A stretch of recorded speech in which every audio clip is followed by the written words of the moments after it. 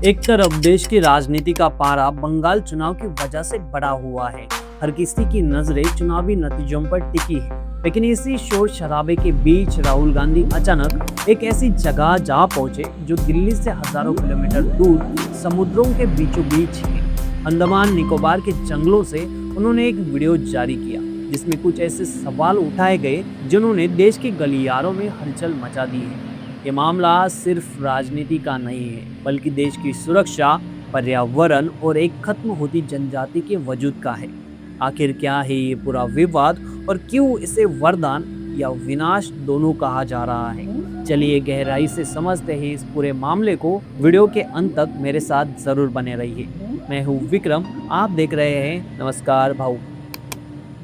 क्या आप जानते हैं कि भारत को अपना ही माल अपने देश तक लाने के लिए हर साल हजारों करोड़ रुपए दूसरे देशों को चुकाने पड़ते हैं? इसकी वजह यह है कि हमारे पास अपने गहरे बंदरगाह नहीं है जहां बड़े जहाज सीधे आ सके। इसी कमजोरी को दूर करने के लिए सरकार ने ग्रेट निकोबार प्रोजेक्ट की नींव रखी। 2021 में शुरू हुआ ये प्रोजेक्ट आज करीब 95,000 करोड़ रुपयों तक पहुंच चुका है। नीति आयोग का विजन है कि हम यहाँ एक ऐसा इंटरनेशनल पोर्ट, एयरपोर्ट और टाउनशिप खड़ा करें जो भारत की तकदीर बदल दे।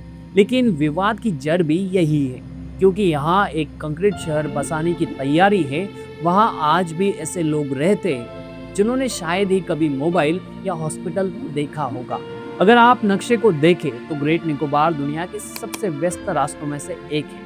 यहाँ से हर साल 90,000 से ज्यादा जहाजें गुजरती हैं। अभी हमारा व्यापार कोलंबो या सिंगापुर जैसे बंदरगाहों पर निर्भर है, लेकिन ये पोर्ट बनते ही भारत ग्लोबल ट्रेड का राजा बन सकता है।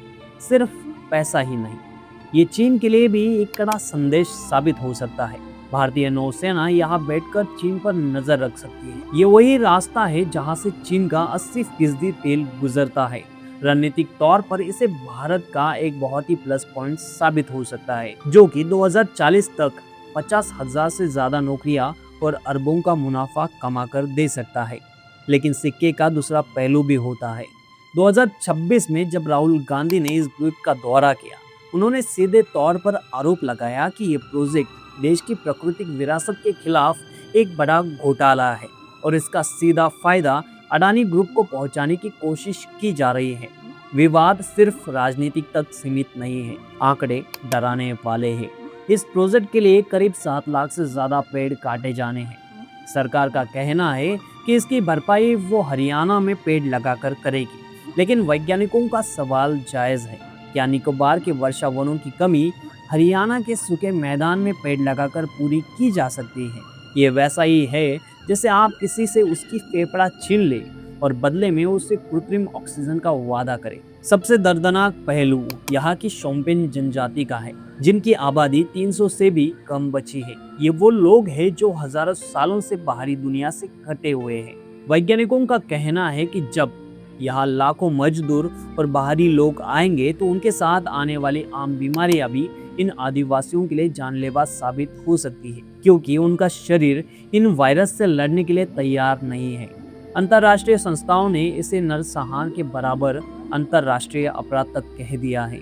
कानून कहता है कि बिना उनकी मर्जी के आप उनके जंगल नहीं ले सकते, लेकिन यहाँ आरोप लग रहे हैं कि उनकी सहमति लेने के लिए एक सरकारी अधिकारी को ही उनका फर्जी प्रतिनिधि बना दिया गया था। कानूनी लड़ाई अब कलकत्ता हाई कोर्ट और नेशनल ग्रीन ट्रिब्यूनल तक पहुंच चुकी है, जहां एक तरफ सरकार इसे विकास की बड़ी जीत बता रही है, वहीं दूसरी तरफ पर्यावरणवादी इसे आने वाली तबाही का संकेत मान रहे हैं।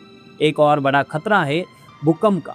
ये इलाका सिस्टीन जोन 5 में आता है। ये वही जगह है जहां 2004 में आई सुनामी ने लाखों जानें ली थी। अब सवाल ये है कि क्या हम 95,000 करोड़ रुपयों का निवेश ऐसी जगह कर रहे हैं जो कभी भी कुदरत के एक झटके में समुद्र में समा सकती है? अंत में सवाल वही खड़ा होता है कि क्या एक देश अपनी महत्वाकांक्षाओं और सुरक्षा के नाम पर उन लोगों की कुर्बानी दे सकता है जो अपनी आवाज खुद नहीं उठा सकते? एक तरफ हमें चीन को रोकना है और अर्थव्यवस्था को बढ़ाना है, लेकिन दूसरी तरफ 300 लोगों की वो छोटी सी बस्ती है जो अपनी भाषाओं में बस यही कह रही है, हमारे जंगल मत काटो, यही से हमारे बच्चों का पेट भरता है। इस पर आपके क्या विचार है, कमेंट में जरूर बताना। वीडियो कैसा लगा वो भी मिलते हैं अगले वीडियो में। नमस्कार।